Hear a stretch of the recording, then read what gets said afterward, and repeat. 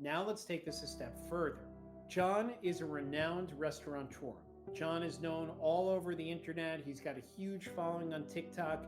He appears on television. He's on Good Morning America. He gets on CNN and he gets on Fox News, and he's appeared often. So this is a very well-known individual. And now comes along our blogger, and our blogger winds up publishing a post about John and ultimately stating that John has embezzled funds. And this gets published on the blogger's blog. So now the question becomes, well, John is no longer a private figure. John is a public figure because he's so well known. And so the question becomes what standard are we going to hold this blogger to? Because now our restaurateur John is really upset, and he in fact wants to sue the blogger for defamation. Well, believe it or not, because John would be considered a celebrity, the standard's actually going to be a little bit different. John would need to show that the blogger either knew the statement was false or acted recklessly when making that statement in order for John to be able to hold the blogger liable for defamation.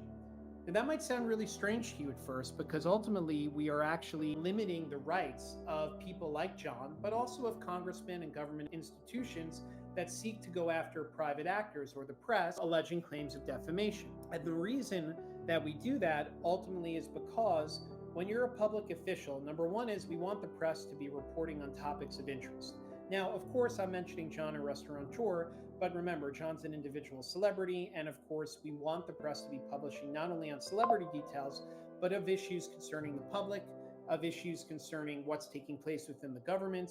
We want the press to have the unfettered opportunity to be able to post, because if they don't, and if there are significant limitations with respect to what the press can and can't say, and if the press has to constantly worry about a lawsuit for defamation, then reporting is going to be extraordinarily limited, especially when a lot of press wants to get information that's relevant to what's taking place in the world out right away, and they don't want to have to worry about going out of their way for verification after verification after verification. So for a public official, the standard's actually a lot higher. If a private individual wants to sue for defamation, lower standard. If a public official, a congressman, a senator wants to sue for defamation, higher standard.